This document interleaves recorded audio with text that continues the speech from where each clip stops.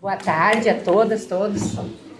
Obrigada, eu estou muito emocionada. Eu não sei vocês, mas eu não sabia dessa veia futebolística, assim, com tanta ênfase do nosso homenageado, da nossa emerência aqui presente. Então, fiquei muito feliz. Se soubesse eu, quem sabe eu não teria trilhado os rumos de investigar coisas da ditadura, né? Mentira, porque o futebol e a ditadura andaram muito próximos. Mas eu quero... Esse texto, em alguma medida, essa fala, ela é coletiva. Então, tem um dos autores que está aqui comigo, que é o Lucas Pedretti, está aqui atrás do José Sérgio, a Virna Plastino, o Felipe Magaldi e a Luciana Lombardi também, né? Ela entrou de carona nesse bonde. A primeira coisa que eu queria falar é da minha emoção de estar aqui, vendo pessoas que eu admiro tanto aqui no Rio de Janeiro, a professora Leonilde, que estava na minha banca, na minha defesa de tese, junto com o professor José Sérgio, Regina, enfim, é tanta gente legal, aqui na mesa também, a Dulce, a Luciana, a Adriana.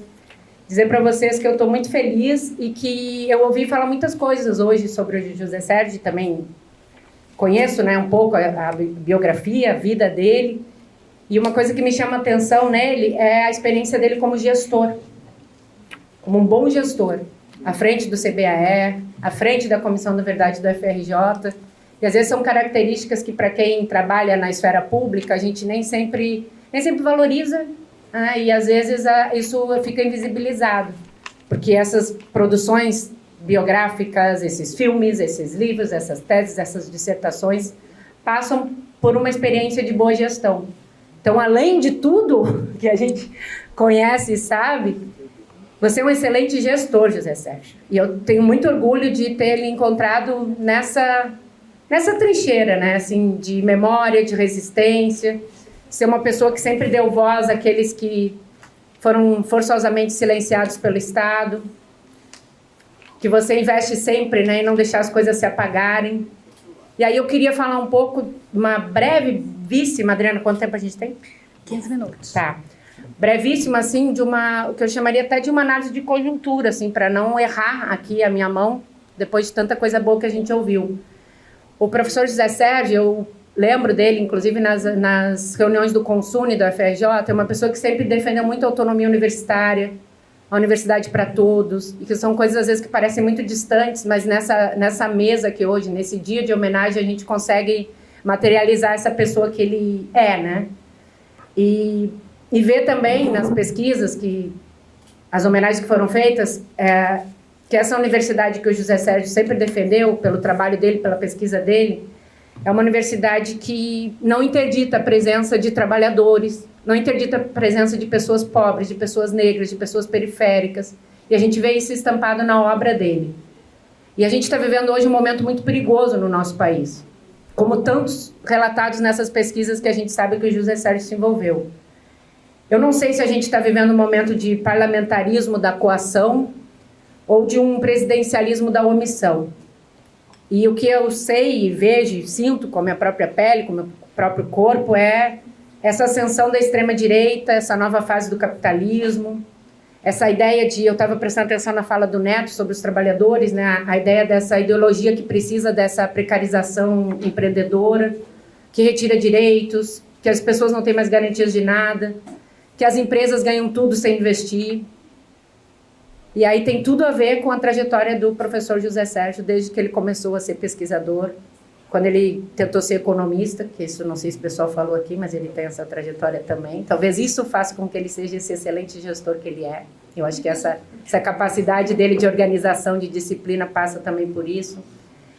E aí a gente está vivendo num mundo que a empresa Uber não tem nenhum carro, o iFood não faz nenhuma comida, a Amazon não edita nenhum livro, não produz nenhum livro. E assim, ouvir essas coisas, eu queria falar isso porque eu sempre vi o professor José Sérgio como alguém que defendeu a classe trabalhadora e a memória da classe trabalhadora. Então eu quis fazer esse ensaio inicial aqui, porque esse flerte com o fascismo que a gente está diuturnamente vivenciando, ele se evidencia muito na negação do direito à memória, nessa lógica do mérito, da exclusão. Eu sinto que essa régua está se deslocando cada vez mais para a direita. E hoje a gente tem no Ministério da Educação um conglomerado, uma conglomeração de entidades, universidades privadas né, de grupos educacionais que representam o ensino privado nesse país, de fato à frente da gestão do Ministério da Educação hoje no Brasil. E assim a gente está vivendo num país da soja, né, num celeiro do mundo, e cada vez mais a sensação que se tem é que as pessoas não precisam mais estudar, porque há um projeto de Estado de desmantelar o ensino superior público de qualidade. Porque as pessoas não precisam de diploma para ser motorista de Uber, as pessoas não precisam de diploma para viver essa pejotização do mundo do trabalho. E aí, nesse plano diabólico aí do capitalismo, tem algumas pessoas que atrapalham, né? A universidade pública atrapalha, a saúde pública atrapalha, o transporte de qualidade atrapalha, o MEMOV, Programa de Memória dos Movimentos Sociais do CBAE, atrapalha, o Museu Nacional atrapalha, o Programa de Antropologia do Museu Nacional atrapalha, o CBAE atrapalha bastante, José Sérgio, é só a gente ver a página do CBAE, a gente vê como atrapalha, a UFRJ atrapalha, as comissões da verdade atrapalham, e o José Sérgio Leite Lopes atrapalhou a vida inteira, atrapalha muito esses planos, né? Então, queria falar isso aqui para iniciar. E agora eu vou fazer o texto coletivo, que é meu, do Lucas Pedretti, da Virna Plastino, do Felipe Magaldi e da Luciana Lombardo, que não é, mas a gente está aqui convidando ela para integrar esse texto. Eu lembro com detalhe de uma sessão do Consune do FRJ em que o professor José Sérgio me entregou um caderno com o programa do MEMOV. Mal sabia eu que naquele momento selaríamos um pacto que resultaria não apenas de uma identificação acadêmica, mas também algumas pesquisas, seminários, cursos, livros e até filmes. Estávamos em 2015 e uma das minhas tarefas naquele momento, trabalhando na reitoria do FRJ, era captar recursos através de emendas parlamentares. E depois de conhecer melhor toda a trajetória do Programa de Memória dos Movimentos Sociais e dessa memória que nos mobiliza, eu virei, na época, uma espécie de embaixadora do MEMOV, e em alguma medida do próprio CBAE. E eu fui movida pelo MEMOV, assim, E aí a gente articulou, à época, com o Daniel, filho do Betinho, uma emenda parlamentar da Jandira Fegali, eu, Lucas, Virna, toda essa turma, que ela foi destinada ao CBAE e que acabou resultando numa série, que eu não sei se vocês já assistiram, mas eu recomendo que assistam, chamada Incontáveis.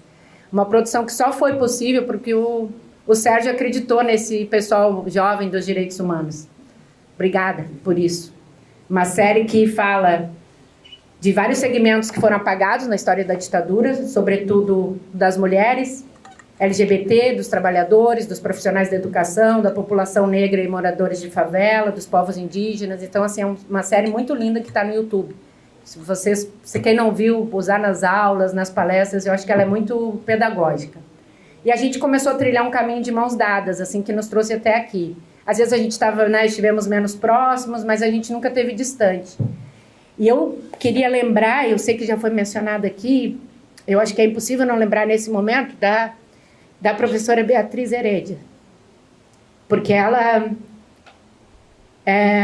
foi uma parceira e tanto do José Sérgio, não apenas dele, né, mas da memória da luta camponesa, do compromisso com o saber científico, né, E eu ouvi uma vez da professora Beatriz, quando eu fui visitá-la, que em 1976, eu acho que eu lembro porque é o ano que eu nasci, e também o ano do início da ditadura da Argentina, ela já andava pelas bandas aqui da Quinta da Boa Vista e do Museu Nacional. Então eu acho que essa homenagem ao José Sérgio hoje, eu gostaria que também fosse uma homenagem a ela, porque eu sei como ela está implicada em tudo que está se ouvindo aqui hoje.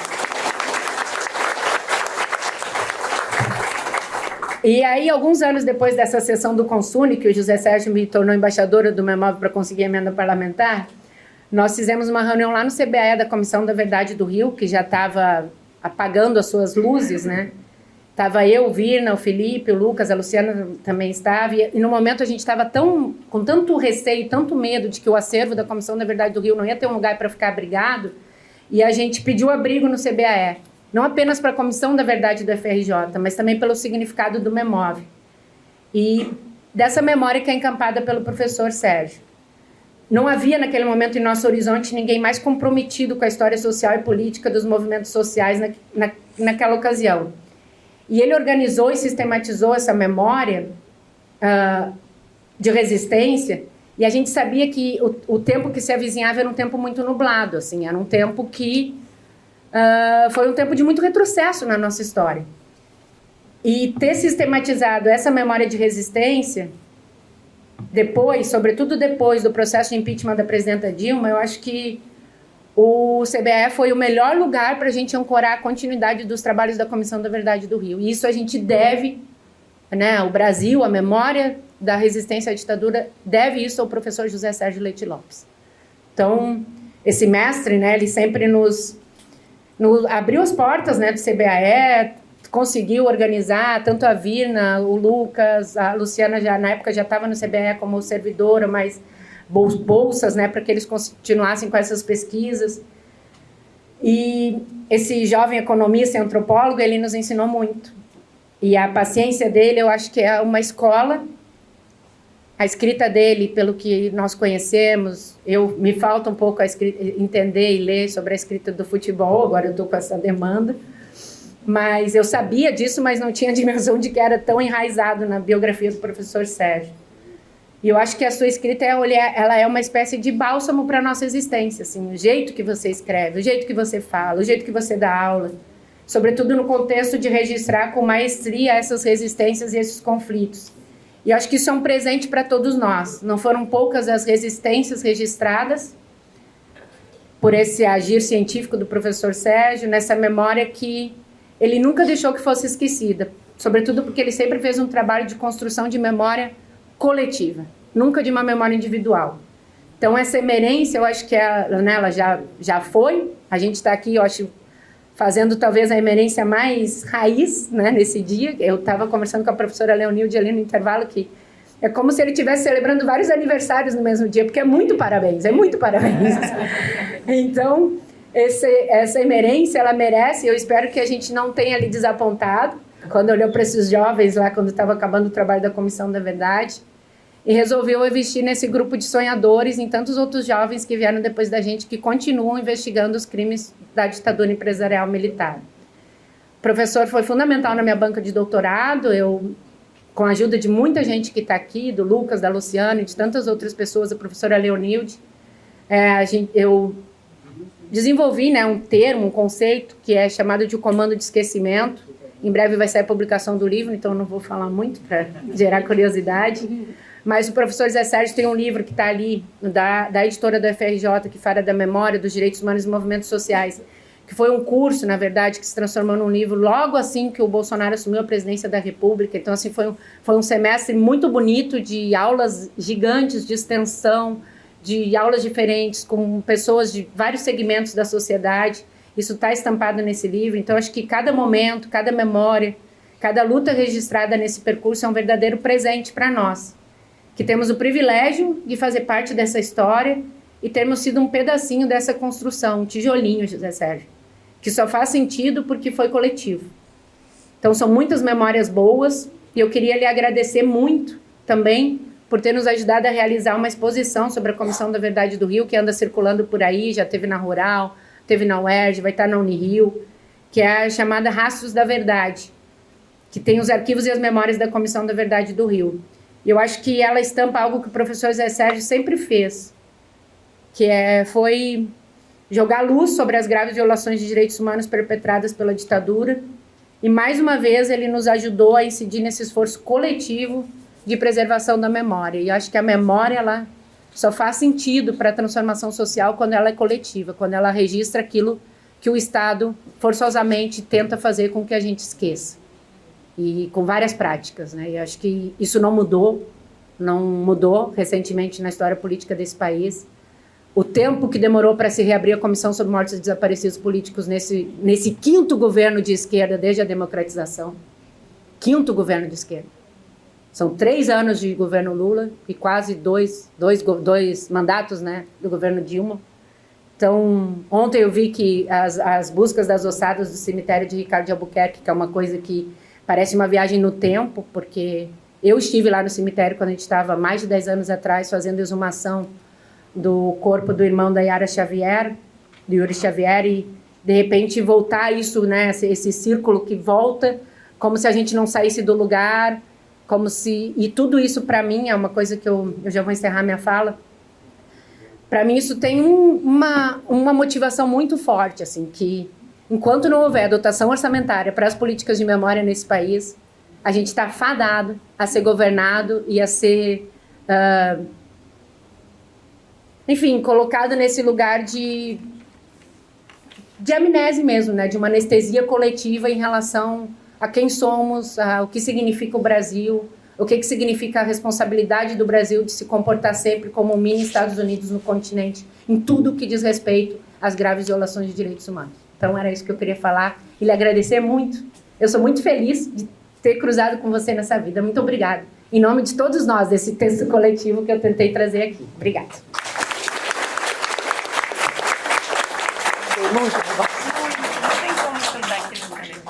Muitíssimo obrigada, Nadine. Então, passo para a Luciana Lombardo. 5 horas. Boa tarde, todas as pessoas presentes.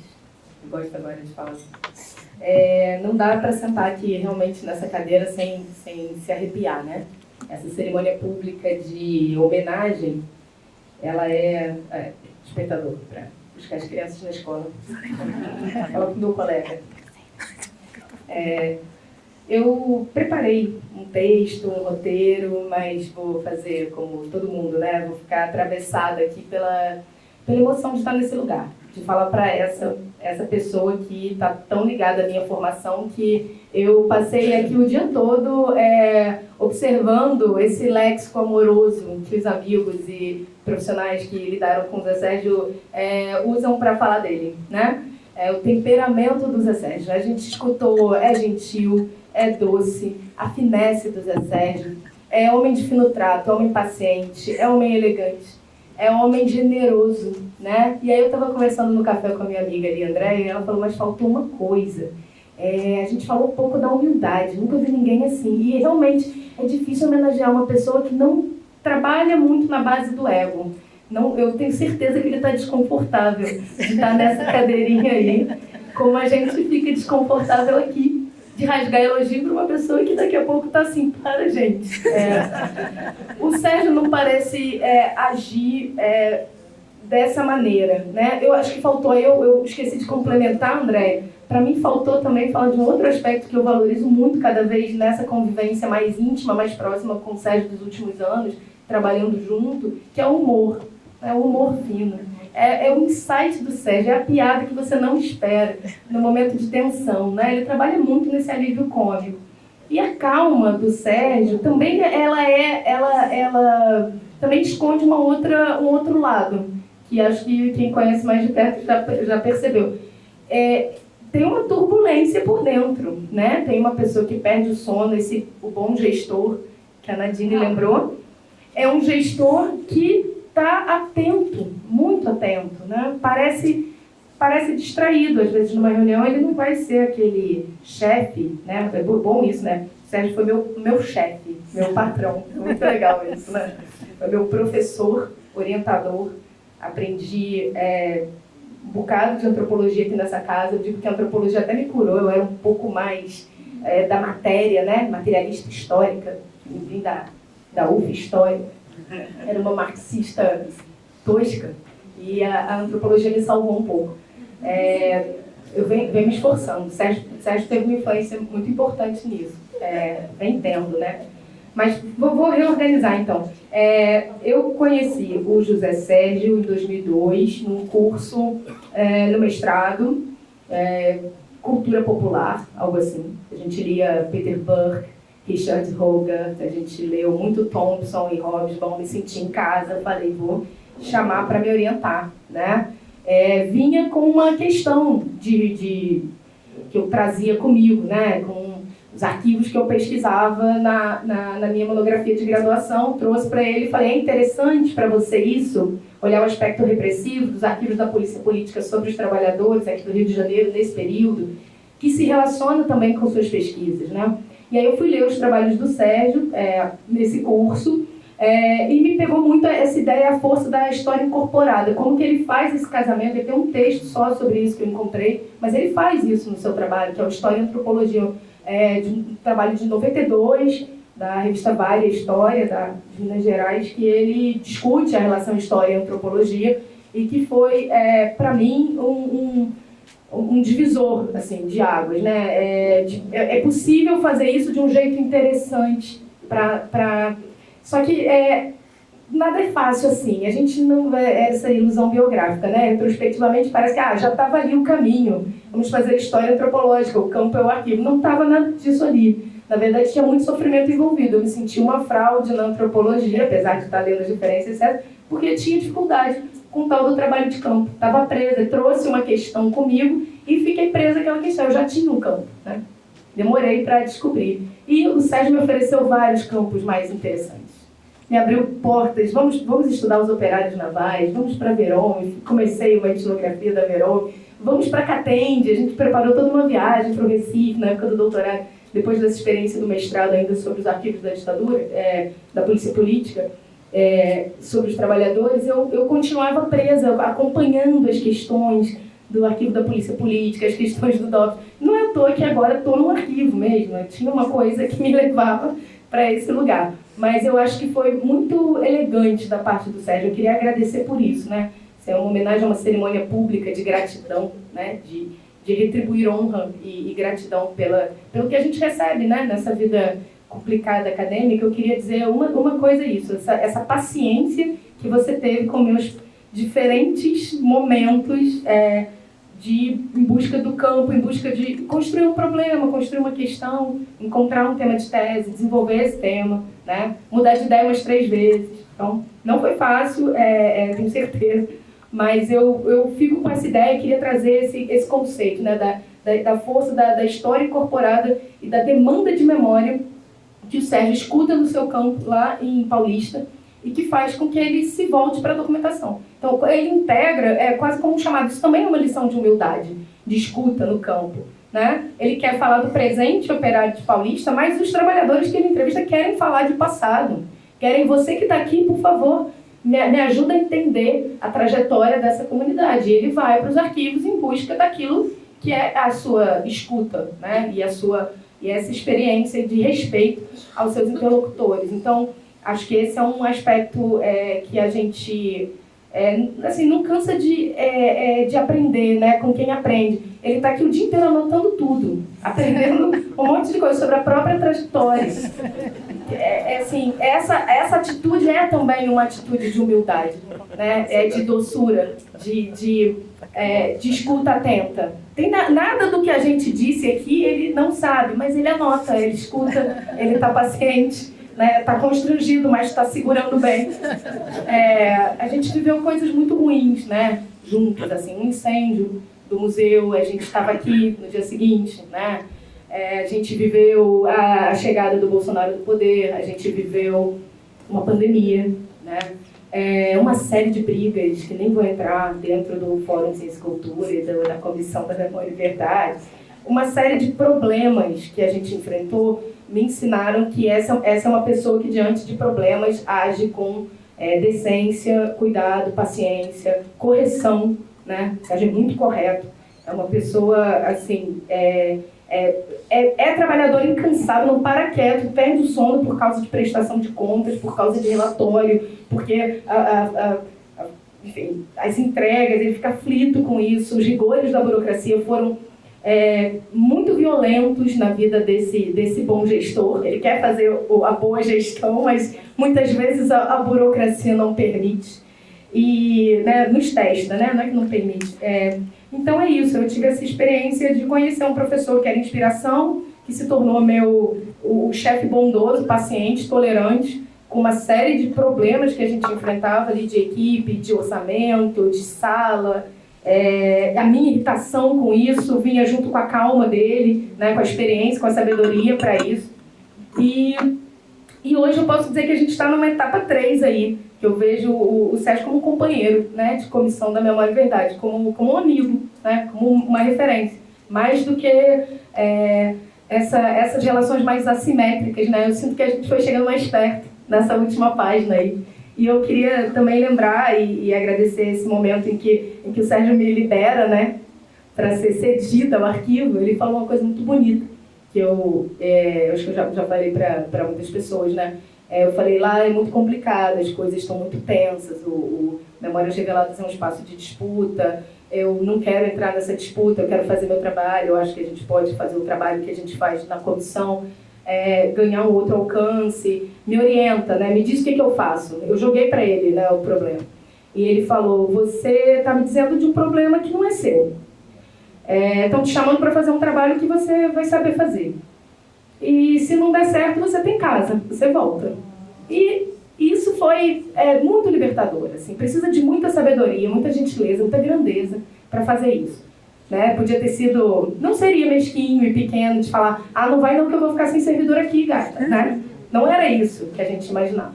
Mas podia ter feito uma fala mais da cautela, do recuo, como muitos amigos me orientaram, né? Cuidado aí, né? Pensa bem, talvez não, vamos, né? E essa foi então mais uma página aí dessa história que a Nadine lindamente já trouxe e me poupou, né, de fazer esse relato da série, o que a gente fez nesse tempo, cursos, mostras, exposição, muitas palestras internacionais, muitos eventos lá naquele CBAE e com Beatriz, né? E eu acho que tem sido uma experiência muito de coragem também. Teve isso também. Outra coisa que eu queria falar, não queria deixar de falar, mas que eu pensei quando a gente estava vendo as trajetórias de vocês aqui do PPGás e desse projeto Emprego no Nordeste, né?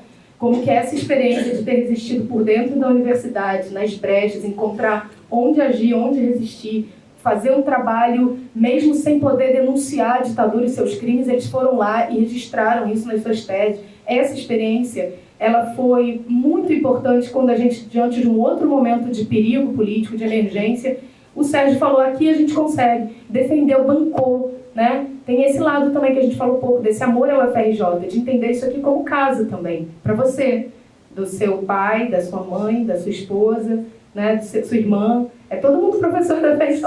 Você é filho desse espaço, é nosso pai, né, assim, intelectual e referência, simbólico. E eu acho que a gente tem muita sorte de ter você passando esse bastão e falando, aqui não, a FRJ pode. Aqui a gente pode fazer série, bancou esse grupo aí de jovens, né, dissidentes, e meu tempo acabou. E eu passo, então, a palavra para nossa querida Dulce. Na verdade, isso. E agradeço. Boa tarde a todas e todos. Também começo agradecendo, é um grande privilégio estar nessa mesa aqui, nesse dia glorioso.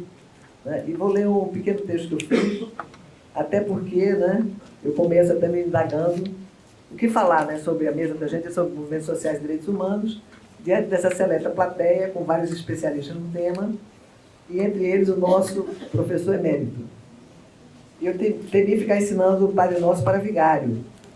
Assim mesmo, vou arriscar um pouco, dar alguns palpites, mas antes disso, vou fazer breves comentários sobre minha experiência com os movimentos sociais da Universidade da Cidadania e falar um pouco das minhas lembranças, né, com o Zé Sérgio, como os direitos humanos e os movimentos sociais nos aproximaram. Parece incrível, mas nos conhecemos há 50 anos. Poucos aqui talvez não conheçam o Zé Sérgio há tanto tempo. Só o Henry, né, conhece desde o colégio de aplicação. A nossa ponte foi Rosilene Alvim, minha excelente professora de antropologia na UF. Em 1973, após 4 anos afastada dos bancos escolares, retomei meu curso de Ciências Sociais, que havia iniciado em 1967 na Universidade Federal de Pernambuco. Na UF, entrei em contato com o fantástico mundo novo. Encantamento e medo conviviam dentro de mim. Vivia ali uma situação inusitada, um pouco esquizofrênica. Eu era uma espécie de, aspas, agente secreto do Kleber Mendonça vindo de Recife. Observava tudo e todos, mas não comentava nada com ninguém sobre o meu passado. Eu havia sofrido o pão que o diabo amassou e minha situação política não era nada confortável. Eu tinha uma liberdade, mas apenas condicional. E aqueles eram os tempos ainda do Garracha Azul Médici. Mas eis que um dia, Rosilene, não sei como, soube da minha história. Não sei nem se ela lembra dessa coisa. Me descobriu e me acolheu. A pretexto de me emprestar um livro, ainda lembro que era do Marcel Moço, ela me convidou para ir na sua casa. Foi aí que eu conheci Zé Sérgio. Isso em 1974, né? Por isso que eu falei 50 anos. Eu, pernambucana de nascimento e do coração, logo percebi que o casal era pernambucano por adoção. Descobrimos que tínhamos muitas afinidades. Lá em Pernambuco, quase todo mundo é parente. Lá se costuma dizer que quem não é cavalcante é cavalgado. E os primos do José Sérgio eram os maiores amigos dos meus irmãos. Eram também meus primos, em certo sentido. Né? Tempos depois, descobri que o interesse acadêmico pela história social e política de Pernambuco era recíproco. Eu tentando desvendar os meandros das elites políticas locais, focada na figura de Agamenon Magalhães, objeto da minha dissertação de mestrado. E Zé Sérgio pesquisando para a tese de doutorado os trabalhadores e trabalhadoras de uma fábrica de tecido na cidade operária de Paulista, próximo de Recife, cujo patrão era o suíço Frederico Ludwig, um arqui-inimigo de Agamenon Magalhães. Trocamos muitas figurinhas. Ou melhor, compartilhamos algumas fontes, aspas não, parênteses. Palavra quase que me irrita muito agora por conta da Globo News, que todo mundo tem fontes para declarar. Né? E fizemos até entrevistas juntos. Por razões óbvias, Zé Sérgio foi o leitor crítico da minha dissertação. E, recentemente, quer dizer, 2014, prefaciou de forma brilhante e generosa, como é seu estilo, a segunda edição do meu livro Pernambuco de Agamenon Magalhães, originariamente minha tese. Pontuar todas as nossas afinidades em torno desse tema pode ficar exaustivo. Mas, só para lembrar algumas pequenas coisas, né, entre 2013 e 2014, eu estive a convite dele, de Beatriz, naquele grande projeto de pesquisa, movimentos sociais e esfera pública. Em 2021, eu fui locutora de um dos vídeos mais interessantes que eu conheço da série Contáveis, que já foi mencionado aqui, que realmente é um primor, que Zé Sérgio, né, então na Comissão de Memória e Verdade da UFRJ, coordenou, tendo como dos seus braços direitos minha companheira de mesa, Luciana Lombardo. Trabalho excepcional sobre as graves violações dos direitos humanos, durante o período da ditadura.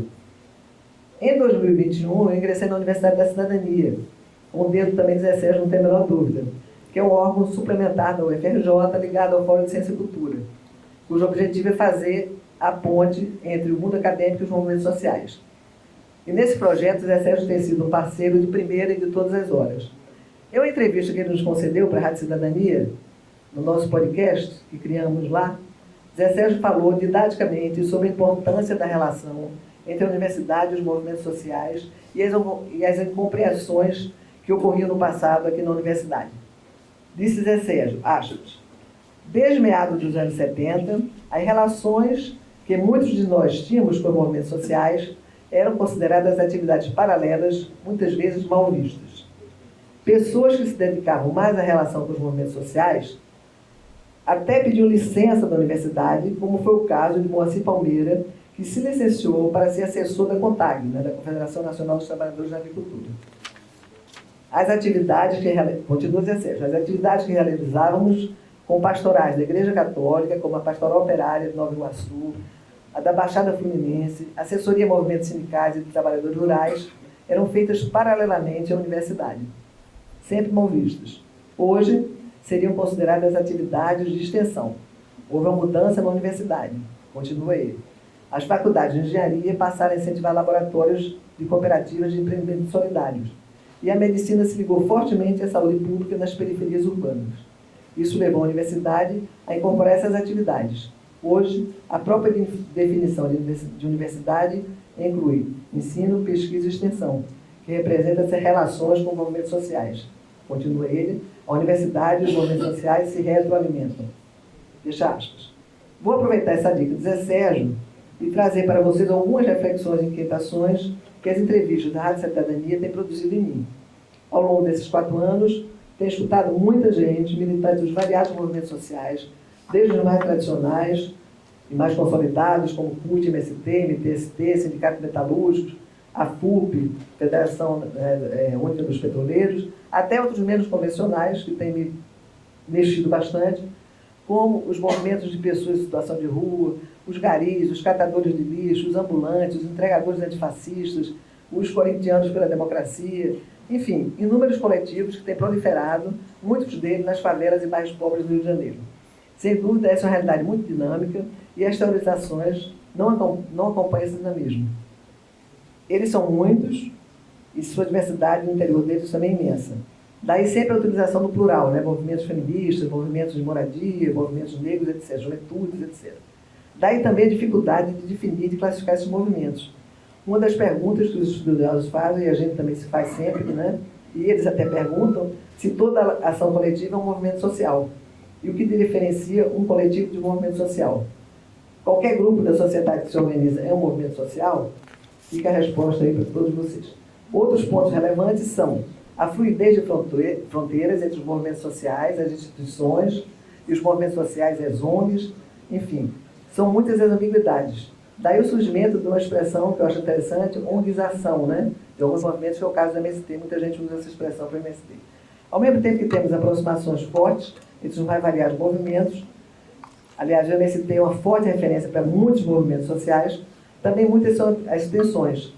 É de Sueli Carneiro, por exemplo, uma das coordenadoras da ONG GL10, a expressão enegrecer o feminismo.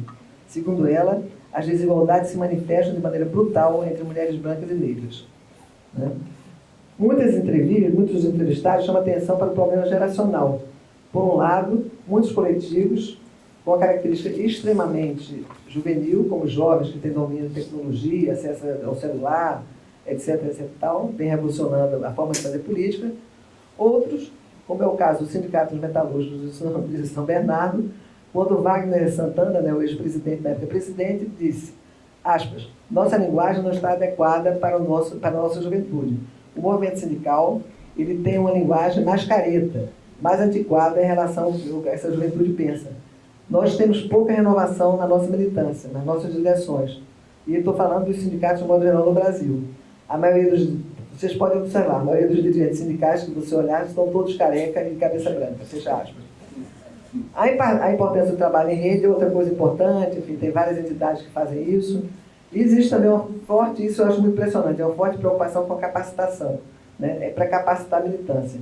Quer dizer, várias pessoas dão exemplos, é muito cursinho pré-vestibular, impressionante, né? Além de relações que são feitas, né? Por exemplo, no MST, relação com a USP, o MTST também, né? E questão de produzir conhecimento sobre as comunidades, sobre as favelas, isso é uma coisa realmente que para mim é uma grande surpresa e cada vez fico mais espantada, né? Até eles falam, qual é a diferença do passado? Agora nós estamos dentro da academia, na universidade, mas estamos produzindo nossos próprios saberes. Né? Usamos o saber para ajudar o território, então a grande diferença é que hoje as pessoas não saem, de modo geral, as lideranças ficam nas comunidades.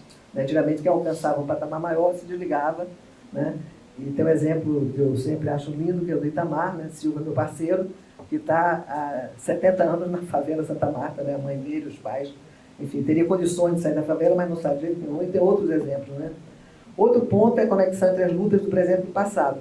Se para alguns não é muito clara essa relação, Paulo Galo, que foi um dos nossos entrevistados, líder do movimento Integradores Antifascistas, tem uma fala brilhante, né? Ele diz o seguinte, aspas, se a uberização é um desdobramento da Revolução Industrial, os entregadores antifascistas são um desdobramento dos operários. Nós somos um desdobramento da história dos operários. Somos os operários do nosso tempo, fecha aspas. Itamar, do Santa Marta, também chama atenção para a importância das pontes entre o passado e o presente. Né? Ele elogia, claro, essa explosão de coletivos, mas lembra, né, que associações de moradores, atualmente muito embaixo, elas são fundamentais, né, porque elas falam pela favela como um todo, coisa que esses movimentos não falam. Muitas são as tensões também, né, entre os movimentos sociais e o Estado. Eu poderia dar vários exemplos, alguns dão totalmente as costas, né, para o Estado, o Tortura nunca mais não quer nenhum tipo de financiamento, nenhuma relação. E, por outro lado, por exemplo, o pessoal tem um depoimento muito bom também, né, que o menino do Movimento Negro Unificado diz, não, temos que ranquear tudo. Temos que estar presente no Legislativo, no Executivo, no Judiciário, onde tiver espaço a gente está lá presente. Né? Também tem uma visão muito bacana que eles percebem o seguinte, a gente não quer substituir o Estado. A gente está presente porque o Estado está ausente. Né? Entendemos que a autogestão é apenas para não morrermos, para não sucumbirmos. Né? Isso é uma entrevista do Igor, do Morro do Borel. Enquanto alguns acham que tem que ocupar todos os espaços, outros realmente discordam disso tudo. Né? E outro ponto importante é a valorização da comunicação e a produção de dados. Também é uma coisa que me espanta muito, não sei se vocês sabem, mas vale a pena entrar em contato com esse mundo de produção de dados. O laboratório do Jacarezinho, o Lab Jaca, é fantástico. Tem isso na Maré, em quase todas as comunidades, eles estão agora produzindo conhecimento. A Maré nem se fala, a Maré é uma potência que realmente é um caso à parte. Né? Se a questão dos movimentos, da memória é fundamental para o movimento social de modo geral, vinculados à ditadura, né, como nós, anistia, tortura, etc, etc tal, isso cada vez está acontecendo mais com esses outros movimentos sociais também. Eles estão criando seus centros de memórias, então é uma coisa muito importante. E para finalizar, trago uma questão que considero um dos grandes desafios para os movimentos sociais. Sabemos que a relação do movimento social com os direitos humanos é umbilical, né? Os movimentos são o motor da luta para os direitos. Gosto muito de citar, sempre cito isso, a frase do Betinho, em toda reunião que eu vou com o movimento social eu cito isso, aspas, não tem governo que ande se não tiver quem empurre, tem que ter movimento empurrando. Por outro lado, para garantir e assegurar os direitos, é fundamental que o movimento social consiga socializar a sua luta, mesmo que seja uma luta muito específica. Esse, para mim, é o grande drama. Né? Quanto menos socializar, mais difícil será conquistar e consolidar seus direitos. E isso vale tanto para os que lutam pelos direitos básicos da cidadania, como moradia, saúde, segurança, alimentação, direito à vida, etc., tal, como os que lutam, como nós, né, pelo direito à verdade, memória e justiça, questão que me é muito cara. Bem, agradeço a todos, sobretudo a Rosilene, pela descoberta de mim enquanto um agente secreto de Recife, a Zé Sérgio, por ser esse intelectual público que sempre buscou construir pontes entre a academia e os movimentos sociais. Muito obrigado.